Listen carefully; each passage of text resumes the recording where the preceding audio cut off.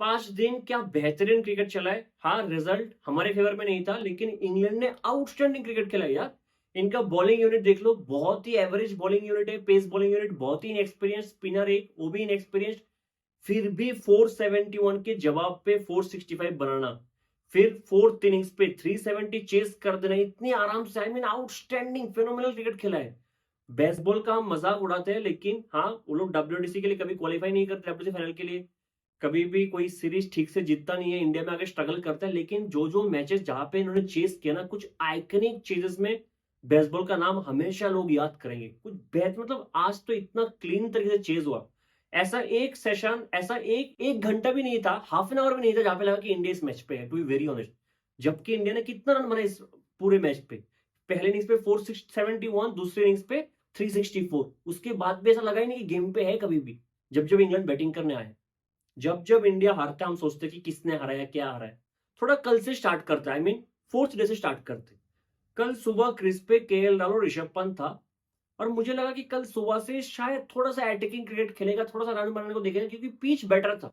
वो ऐसा पिच नहीं है जहां पे बॉल रुक के आ रहे। कल सुबह का सेशन देखो, पहला सेशन, फर्स्ट सेशन, इंडिया के दोनों ही बैट्समैन ऋषभ पंत और केएल राहुल ने थोड़ा स्लो खेलने से मुझे कुछ प्रॉब्लम नहीं है। शायद if I am not wrong, कल का जो फर्स्ट सेशन था वो one of the slowest session था इस टेस्ट मैच का in terms of run rate.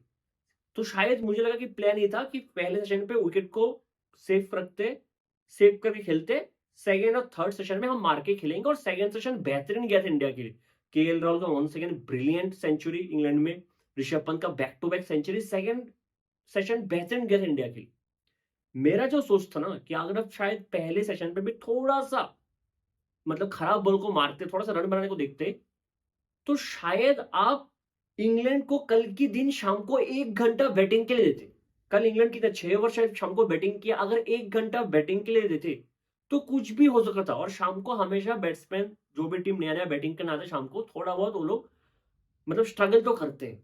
और अगर आप कल इंग्लैंड को 1 घंटा बैटिंग के लिए देते, तो आज आपको न्यू बॉल जो है, सेकंड न्यू बॉल, वो 1 घंटे पहले मिल जाए तो लेट मिलता, समझ रहे हो।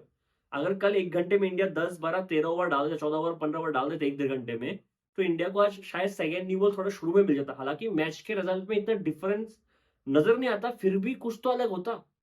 तो मुझे लगता है इंडिया ने इधर एक ट्रिक मिस किया कि पहले इनिंग्स पे और पहले सेशन पे कल के दिन थोड़ा सा स्लो खेले। चलो मैं मान भी लेता हूँ, थोड़ा सा स्लो खेले, कोई प्रॉब्लम नहीं है। लेकिन जो बैटिंग कोलैप्स इंडिया का हुआ है, अगर आपको लगता है इंडिया टेस्ट मैच बॉलिंग की वजह से आ रहा है, I really don't think so.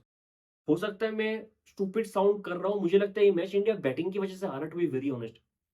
ये एक ऐसा पिच था जहां पे हर एक कोई रन बना रहा था। एक एग्जांपल देता हूं जो शायद समझने में थोड़ा आसान हो जाए। मान लो हैदराबाद का पिच है, आईपीएल का मैच चल रहा है, एसआरएच वर्सेस आरसीबी। अब हमें पता है इस पिच पे तो एवरेज स्कोर ही 220 है, तो दोनों टीम 220 तो बनाएगा बनाएगा कम से कम, है ना। अब हमें ये देखना है कि कौन एवरेज स्कोर को क्रॉस करके थोड़ा सा ज्यादा बनाता है, कौन 250 बनाता है, कौन 260 बनाता है। और हमें पता है सेकंड टीम भी चेस करते हुए ऑलमोस्ट आसपास पहुंच जाएगा, या फिर चेस कर भी देगा।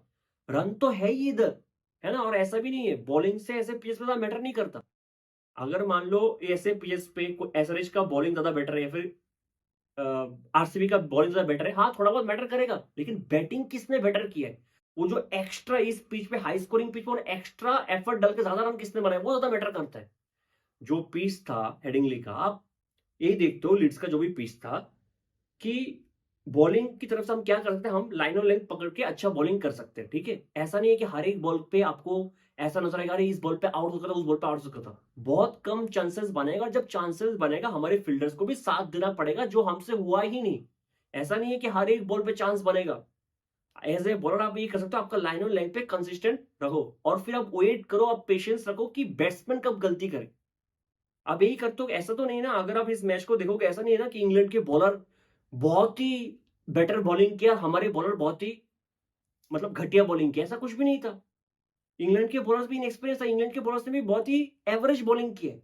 अगर आप दोनों टीम की बॉलिंग को कंपेयर करोगे, बॉलिंग से कोई हार जीत का कंपैरिजन है ही नहीं, स्टैट्स है ही नहीं कि नहीं इंग्लैंड के बॉलर्स ने बेटर बॉलिंग किया, हमारे बॉलर्स ने खराब बॉलिंग की इसलिए हम हार गए, नहीं बिल्कुल भी नहीं।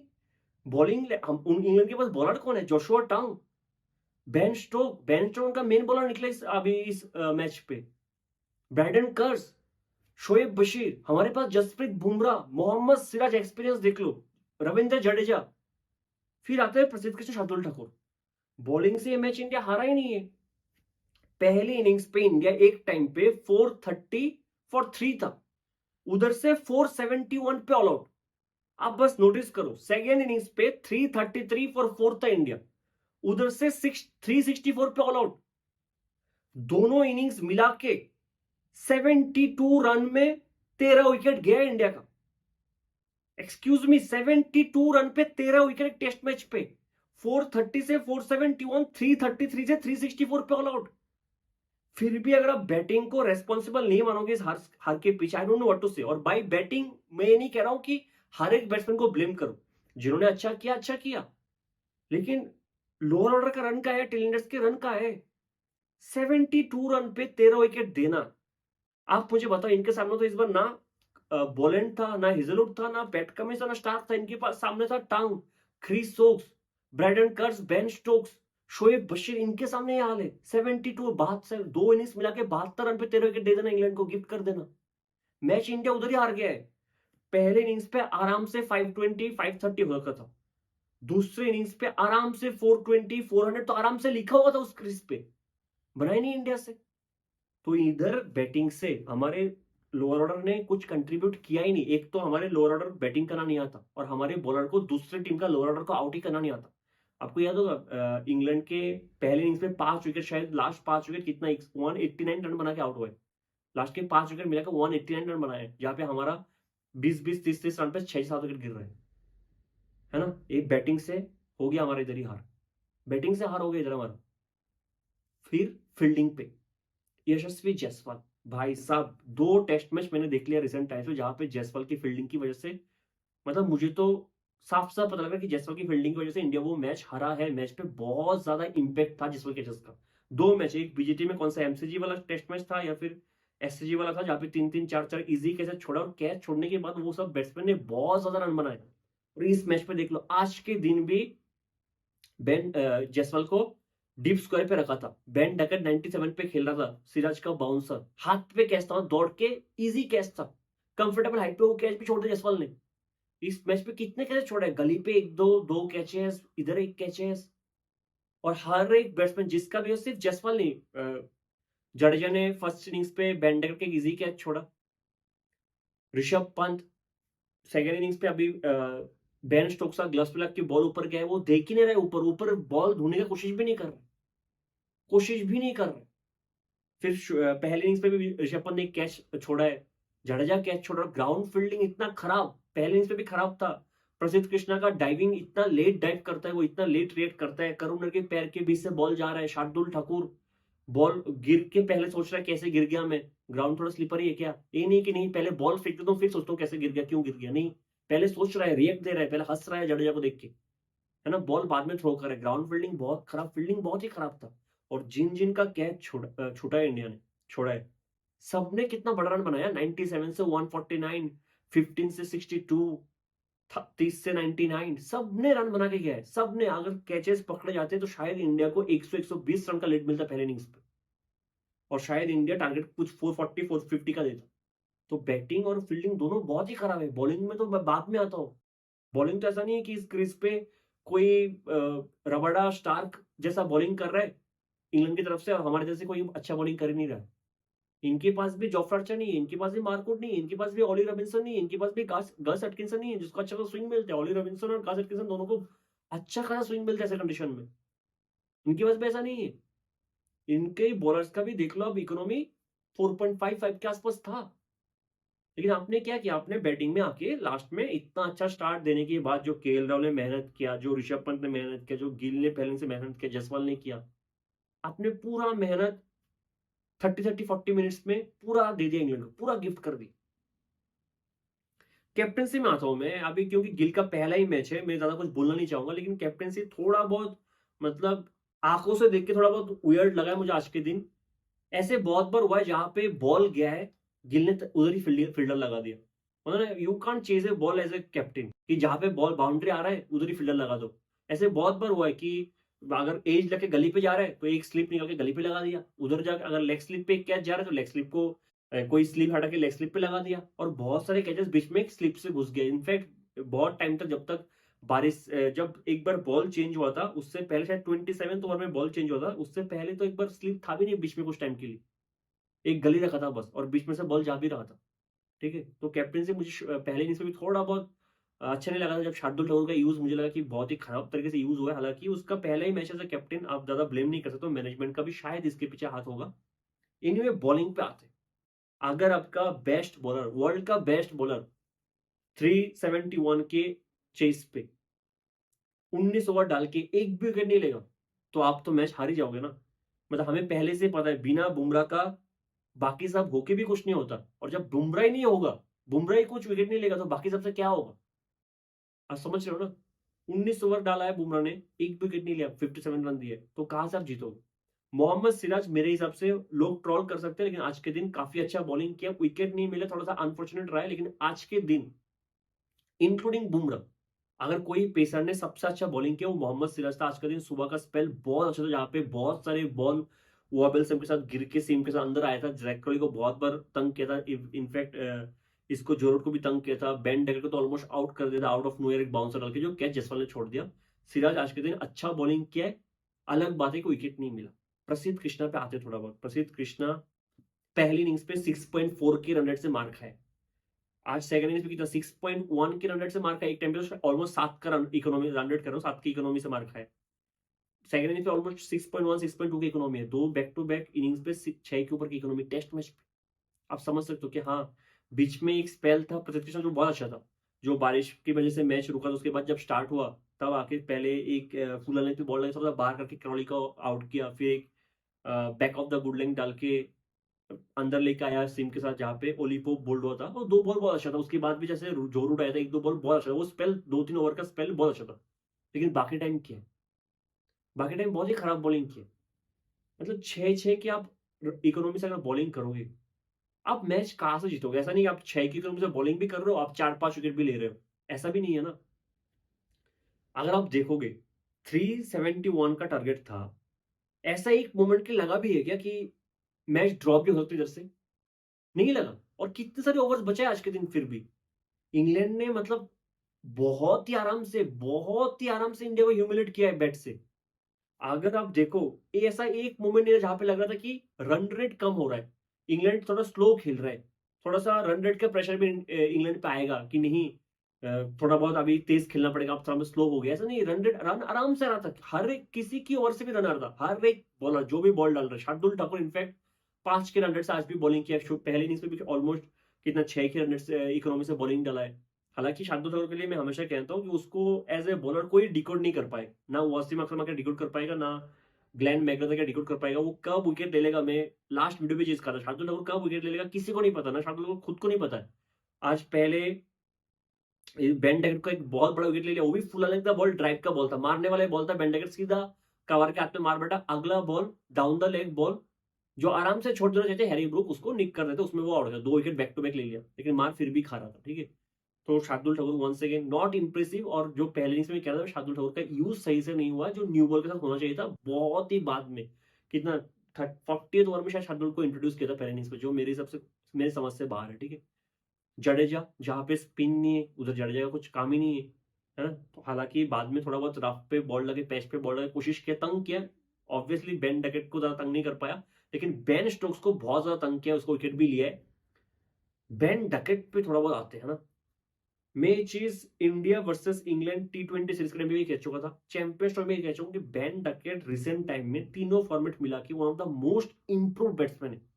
और आज दिनेश कार्तिक ने बहुत बड़ा स्टेटमेंट दिया बेन डकेट के बारे में कि अगर दिनेश कार्तिक के हिसाब से अगर आप फ्यूचर का फैक्ट फोर देखोगे, उसमें एक बेन डकेट होना चाहिए, which is a huge complement. और मुझे लगता है कि सही बात है, क्योंकि पिछले 1.5 साल में जो बेन डकेट ने किया बहुत ही अंडर द रेडर जाता है। और मैं इसलिए कह रहा हूँ, वो सिर्फ इंग्लैंड में रन नहीं बना था, वो ऑस्ट्रेलिया में रन बना रहा है, वो इंडिया में आके भी रन बना रहा है। चैंपियंस ट्रॉफी में अगर देखो, पाकिस्तान में रन बनाया है। मतलब वो जहां पे खेल रहा है हर एक कंडीशन में रन बनाता है, इसलिए क्योंकि स्पिन को बहुत अच्छा खेलता है। स्पिन को बहुत अच्छा खेलता है मींस रिवर्स स्वीप स्वीप बहुत अच्छा खेलता है। जहाँ पे इंडिया में आके भी टेस्ट सीरीज में 153 के नॉक खेला था, वहां पे भी अश्विन जडेजा को बहुत मारा था उसने। आज भी देखो जडेजा को कितना मारा है, दो दो फील्डर लगा के रखा है उसके रिवर्स स्वीप के लिए, फिर भी बाउंड्री पे बाउंड्री, बाउंड्री पे बाउंड्री। बुमराह के अगेंस्ट शायद उसका टेस्ट में एवरेज 43 प्लस है। बुमराह के अगेंस्ट, जहां पे जो रूट का एवरेज 29 है। बेन डकेट आज के दिन बुमराह के 49 बॉल फेस करके 32 रन बनाए। 49 बॉल फेस करके बुमराह के 32 run, which is huge. Jadeja के 38 बॉल्स खेल के 38 रन बनाए 100 के स्ट्राइक रेट से। दो सबसे एक्सपीरियंस बॉलर इंडिया का, एक जडेजा एक जसप्रीत बुमराह, दोनों को सेट होने नहीं दिया बेन डकेट ने, सेट होने नहीं दिया। बाउंसर डाला, बाउंसर पे मार रहा है प्रसिद्ध कृष्णा के। आप ऑफ साइड में रूम दे रहे हो, कट करे जा रहे, करे जा रहे, लेट कट कट करे जा रहे, ड्राइव अच्छा खेल रहा है, जहां पे बॉल डाल रहा है वहां पे मार रहा है। आउटस्टैंडिंग 149 रन का ब्रिलियंट नॉक, मतलब इतना स्मूथ बना दिया था ये चेस को बेन डकेट ने। Outstanding, one of the finest knock in chase test cricket में, one of the finest knock. क्योंकि 371 कभी भी आसान टारगेट नहीं होता, जैसा भी क्रीज हो, जैसा भी बॉलर्स हो, हमेशा 374 का एक आपके दिमाग में एक प्रेशर तो रहता है कि हमें इतना रन बनाना है, ऑलमोस्ट 400 रन बनाना है, और एक दिन में वो बना देना। एक दिन में बनाए, कल का दिन सिर्फ 21 रन बना के गया था इंग्लैंड एक दिन में। आउटस्टैंडिंग नॉक खेला है बेन डकेट। और जैक क्रॉली वन सेकंड, उसने भी बहुत स्टार्ट दिया। ओपनिंग पार्टनरशिप भी 185 का था यार। और मैं सोच रहा था आज जब सुबह मैच स्टार्ट होना, मैं सोच रहा था क्योंकि थोड़ा बहुत हल्का बारिश भी हो रहा था, कि क्या बेन डकेट और जैक क्रॉली भी सेम सोच के साथ आता है जिस सोच के साथ केएल राहुल और ऋषभ पंत कल के दिन आया था, कि पहले सेशन पे थोड़ा बहुत स्लो खेलते, है ना, फिर सेकेंड और थर्ड सेशन पे हम रन बनाएंगे। नहीं, बेन डकेट और क्रॉली ने नहीं सोचा। बेन डकेट और क्रॉली ने आज के दिन, जब सुबह को थोड़ा बहुत बारिश भी हो रहा था, थोड़ा सा ओवरकास्ट कंडीशन भी था, थोड़ा बहुत हवा भी चल रहा था, तब भी 4 के रन रेट से 24 ओवर पे कुछ 96 रन बना के गए।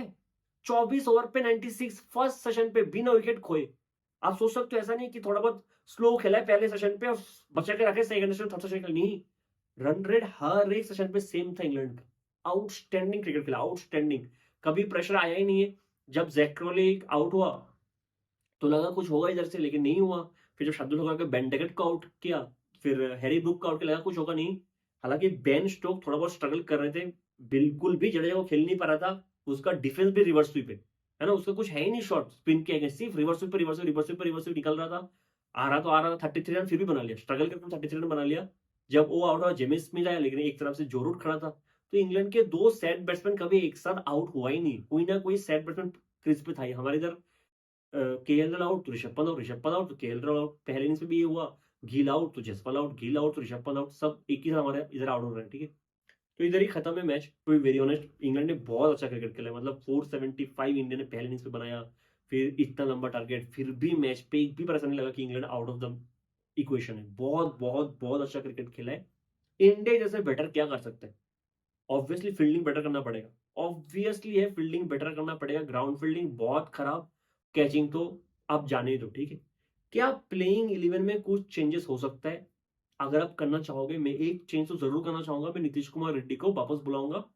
और शायद मैं शार्दुल ठाकुर की जगह नहीं बुलाऊंगा, मैं शायद साई सुदर्शन की जगह बुलाऊंगा। मैं इसलिए कह रहा हूँ, आई लव साई सुदर्शन, है ना, हो सकता है कि आगे जाके इस सीरीज पे वो 2 या 3 सेंचुरी भी मार दे, उसमें मुझे कुछ डाउट है ही नहीं। लेकिन मुझे नीतीश कुमार रेड्डी इसलिए चाहिए इस टीम पे कि वो एक प्रूवन बैट्समैन है, वो बाहर जाके टेस्ट में अच्छा बैटिंग किया है। उसके आने से मुझे ऐसा एक फीलिंग आता है, जो हमारे लोअर ऑर्डर या फिर टैलेंटर्स कोलैप्स हुए ना, नीतीश कुमार रेड्डी के पास वो क्वालिटी है, सबके पास वो क्वालिटी नहीं होता। एक फ्लेवर चाहिए कि आप टैलेंट के साथ कैसे खेलना, वो भी एक आर्ट है। और नीतीश कुमार रेड्डी के पास वो था, जो हमने बीजीटी में देखा, वो टैलेंट के साथ अच्छा खासा खेल रहा था। बहुत बड़ा बड़ा शॉट मारता है, फिर फोर्थ फिफ्थ बॉल पे सिंगल लेता है। बोलना आसान है, लेकिन नीतीश कुमार रेड्डी वो चीज बहुत हर एक मैच पे किया, जहां जहां पे उसको मौका मिला, ठीक है। क्योंकि प्रूवन बैट्समैन है, तो मैं नीतीश कुमार रेड्डी को एज ए प्योर बैट्समैन खिलाने की कोशिश करूंगा अगले मैच पे, जिससे मुझे लगता है कि थोड़ा बहुत बैटिंग स्ट्रांग होता है इंडिया का, ठीक है। अगर आपको साई को बाहर नहीं करना है, जो मैं समझ सकता हूँ, एक मैच खेल मतलब खिला के बाहर करना, which is very unfair for a talented guy like him, मैं समझ सकता हूँ। तो शायद आप शार्दुल ठाकुर को बाहर करोगे। फिर मुझे इस बात का डर है, आप शार्दुल ठाकुर को बाहर करोगे, फिर आपके पास आपका फोर्थ पेसर होगा नीतीश कुमार रेड्डी, फिर घुमा फिरा के back to square one BGT का याद आ जाता है, ठीक है। और अगर इधर नीतीश कुमार रेड्डी भी मार खा गया 6 के इकोनॉमी से, प्रसिद्ध कृष्णा भी मार खा गया 6 के इकोनॉमी से, सिराज का भी कुछ भरोसा नहीं है 5-6 के इकोनॉमी से मार खा जाए, फिर पता ही नहीं क्या होगा। स्पिनर का तो कुछ पता ही नहीं है ऐसे पिचेस पे। इसलिए मैं डरा हूं, इसलिए मैं शायद शार्दुल और नीतीश कुमार रेड्डी को दोनों को खिलाऊंगा, करुण रेड्डी को थोड़ा ऊपर प्रमोट करूंगा साई की जगह। एक सोच हो सकता है, या फिर जैसे सब कह रहे हैं कि शार्दुल को बाहर करो और नीतीश को खिलाओ, ये भी आप कर सकते हो, क्योंकि आप शार्दुल का यूज प्रॉपरली आप कर नहीं रहे हो। और शार्दुल ने बैटिंग से बहुत ही इमेच्योर बैटिंग किया है, बहुत ही इमेच्योर बैटिंग किया है, ठीक है। एक, क्या आप जडेजा को बाहर करना चाहोगे? मेरे हिसाब से अभी के लिए नहीं। मैं और एक मैं जडेजा को इसलिए मौका दूंगा, बॉलिंग से नहीं। मुझे नहीं लगता कि वॉशिंगटन सुंदर आएगा तो बॉलर एज ए बॉलर कुछ इंपैक्ट डाल पाएगा ऐसे पिचेस पे। जडेजा को मैं सिर्फ बैटिंग के लिए और एक मैच देना चाहूंगा कि बैट से वो क्या कंट्रीब्यूट कर सकते हैं। बाई कंट्रीब्यूट आई मीन क्या इम्पैक्ट छोड़ सकता है, क्या टेलेंडर्स के साथ थोड़ा बहुत पार्टनरशिप कर सकता है, क्या स्ट्राइक रेट को बढ़ा सकता है। जब पता लगता है कि सिराज आ गया, बुमराह आ गया, नहीं फिर उनको स्ट्राइक दे दिया पहली बॉल पे, ऐसा नहीं होना चाहिए। तो जडेजा को मैं और एक मैच देना चाहूंगा, लेकिन मेरे हिसाब से फिंगर स्पिनर से बेटर कुलदीप यादव शायद हो सकता है ऐसे पिचेस पे, क्योंकि इंग्लैंड के बैट्समैन बार बार हमने देखा है रिस्ट स्पिनर के अगेंस्ट बहुत ज्यादा फंसता है। लेकिन फिर अगेन इंडिया का मैनेजमेंट वो डिसीजन लेगा नहीं कि एक रिस्ट स्पिनर को खिलाए, जडेजा जिसको बैटिंग आता है। प्रॉब्लम ये है ना कि जो ऑलराउंडर्स है वो 100 मुझे दे नहीं रहा है ना। किसी कोई बैट से कॉन्फिडेंस दे रहा है, कोई बॉल से नहीं दे रहा है, कोई बॉल से दे रहा है, कोई बैट से नहीं दे रहा है, कोई है जो बैट से भी नहीं दे रहा है, बॉल से भी नहीं दे रहा। ऐसा कोई है नहीं जो मुझे भरोसा दे कि ये बैट से भी करेगा, ये बॉल से भी करेगा। वो ऐसा वाला ऑलराउंडर कोई मुझे दिख ही नहीं रहा है कि मैं एक परफेक्ट प्लेइंग इलेवन बनाऊं। दूसरा एक चेंज कि आप अर्शदीप सिंह को लाना चाहोगे, लेकिन लाओगे तो किसके जगह, ये एक प्रॉब्लम है, ठीक है। और अगर आप अर्शदीप को लाओगे फिर भी आप न्यू बॉल बुमराह और सिराज के हाथ में ही दोगे, तो फिर अर्शदीप को खिलाने का कुछ फायदा नहीं है। अगर बुमराह और सिराज को देके आप अर्शदीप को लाओगे, जब बॉल नरम हो जाएगा, धूप खिल जाएगा, फिर अर्शदीप को खिलाने का क्या फायदा? फिर जब वो खराब करेगा उसको गाली दोगे। यही चल रहा है बस। जिसको हमें लगता है कि जिसको मौका नहीं मिल रहा है वही जिता के देता। ओवरऑल ऐसे ऐसे पिचेस पे अच्छा लाइन और लेंथ पकड़ के बॉलिंग करना थोड़ा सा इंपॉर्टेंट था, जो प्रसिद्ध ने किया नहीं है, टू बी वेरी ऑनेस्ट, है ना। विकेट उसको मिला है लेकिन किया नहीं, और शार्दुल ने भी किया नहीं। शार्दुल का लाइन थोड़ा सा फुलर था, प्रसिद्ध का लाइन थोड़ा सा शॉर्ट था, ज्यादा ही शॉर्ट था। तो ये प्रॉब्लम रहा है। क्या चेंज इंडिया करेगा, टू बी वेरी ऑनेस्ट मुझे नहीं पता, लेकिन अनफेयर रहेगा सबके लिए। अगर साई को आप एक मैच के बेसिस पे बिठाओगे तो भी प्रॉब्लम लगा मुझे, अगर करुण ने को एक मैच के बेसिस पे बिठाओगे तो भी मुझे प्रॉब्लम लग रहा है। टू बी ऑनेस्ट मुझे नहीं पता कि इंडिया प्लेइंग इलेवन में क्या चेंजेस करेगा, है ना। हो सकता है आउट ऑफ नो यार हर्षित राणा प्लेइंग इलेवन में आ जाए। जो भी हो जाए, आपको बैटिंग में थोड़ा बहुत इंप्रूवमेंट लाना चाहिए, फील्डिंग में बहुत ज्यादा इंप्रूवमेंट चाहिए, और बॉलिंग पे आप चाहोगे कि लाइन और लेंथ थोड़ा सा बेटर रहे, कि अगर आपको विकेट मिल भी नहीं रहा है तो रन ज्यादा ना आए। ये देखना पड़ेगा इंडिया को। मिलते हैं अगली वीडियो में, तब तक के लिए जय हिंद।